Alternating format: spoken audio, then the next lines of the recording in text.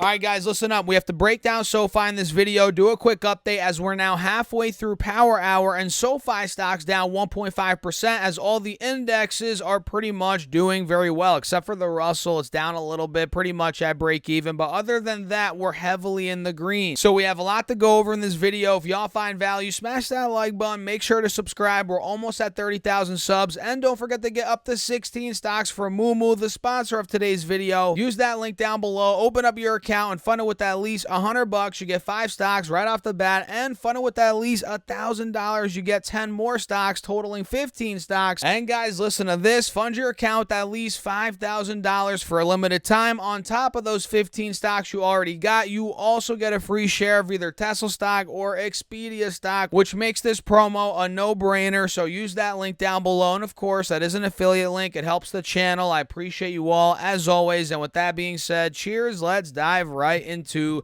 the video. So right now, SoFi's down even more than what it was just about a minute ago. Now it's down 1.63%, down 15, almost 16 cents. Now it's at $9.35 per share. And again, all the indexes are doing very well. The Dow's up over 1%, S&P's up 0.7, the Nasdaq's up 0.6, the Russell's pretty much at break even. So pretty good day overall. And we have SoFi, well, not doing so well. SoFi actually took out the lows from Friday, which Friday we actually took out the lows from earlier the day on Friday. Well, I guess I should say the move into close on Friday took the lows out from the move that we saw Friday morning, which you guys probably remember. SoFi dumped from $10 down to about $9.50 Friday morning. Then by close Friday, we were at $9.48. So we took the low out from Friday morning with that dump Friday at close. And this morning we dumped down to $9.16. As you guys can see, we hit that point at about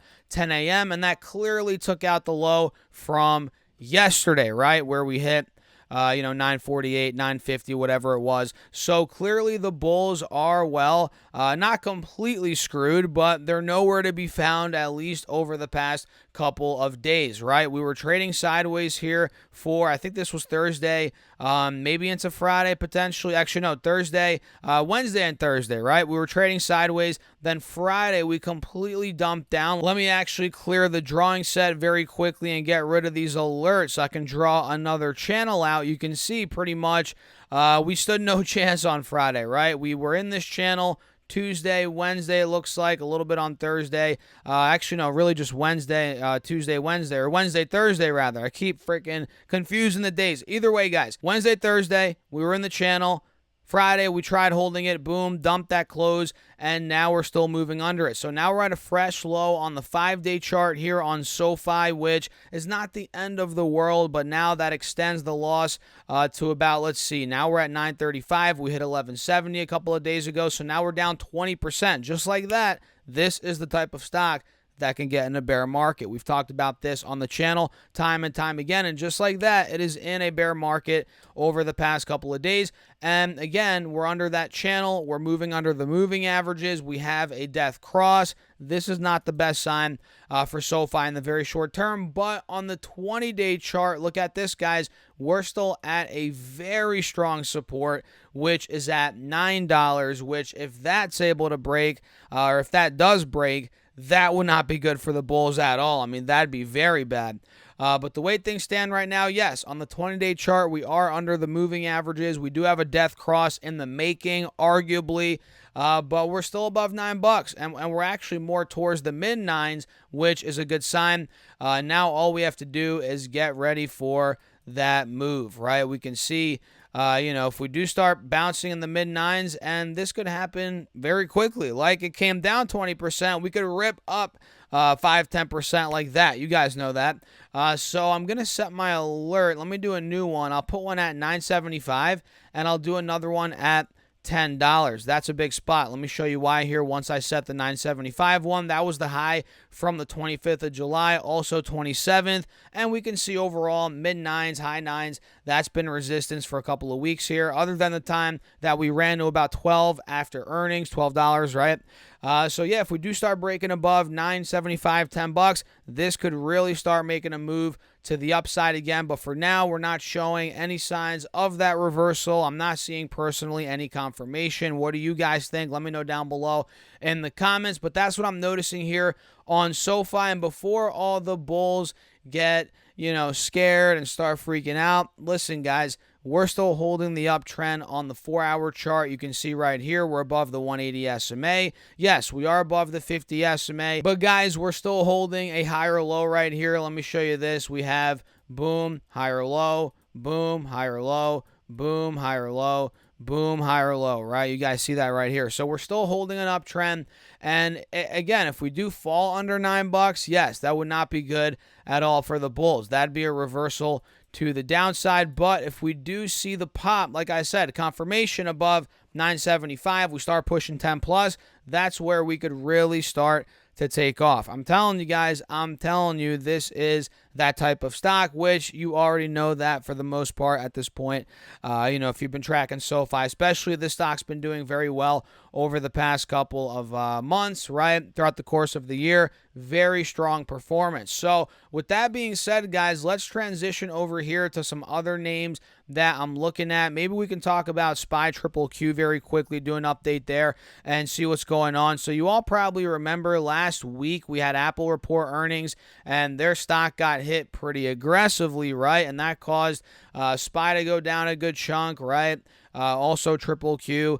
And, we rebounded a little bit on Friday, but not much, right? Not much at all, as we actually dumped into close, you guys can see on Friday. So, yeah, at this point, this thing is still down a little bit. And by this thing, I mean SPY. It's still down about $11 from the recent highs. Nothing crazy. We're talking 2%, guys. Nothing crazy at all. And on the 4-hour chart, you can see we are starting to curl off of the 180 SMA, which is a good sign for the bulls, considering that's held as support over the course of really the majority of this year thus far. You can see this uptrend right here. So for the bulls to remain in charge, we have to hold the mid 400s here for sure.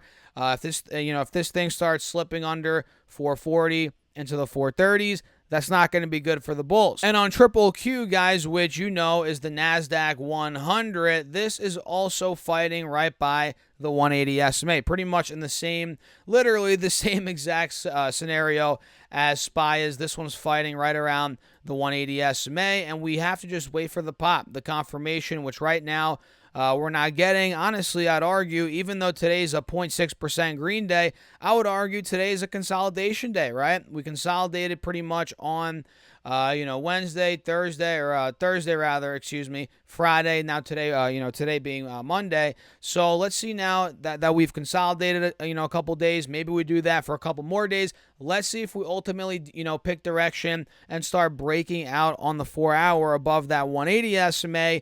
And the confirmation would be, for a breakout would be if we do start to take out this trend line right here. Let me show you. Boom. If we start to break above that point, that's where we could really start to take off on Triple Q. So what do you guys think? Let me know your thoughts in the comments down below. Hit the like button and make sure to subscribe. Again, we're almost at 30,000 subs and 70% of you are not subscribed. So if that's you and you want to help the channel get to 30,000 subs, hey, hit that subscribe button. I appreciate you all as always. And don't forget to get your free stocks from Moo, up to 16 stocks, each up to $2,000, guys. Great deal. Use that link down below. Once you open up your account and fund it with at least $100, you get 5 stocks right off the bat. And if you want some more stocks, why not? Fund your account with at least $1,000. You get 10 more stocks, totaling 15 stocks, guys. Crazy. And it gets even crazier. Fund your account with at least $5,000 on top of those 15 stocks, each up to $2,000. You also get a free share of either Tesla stock or Expedia stock, which that part of the promo is limited time. The clock's ticking, guys. So use that link down below. I appreciate you all. As always, get your stocks. And with that being said, cheers. I'll see you in the next one.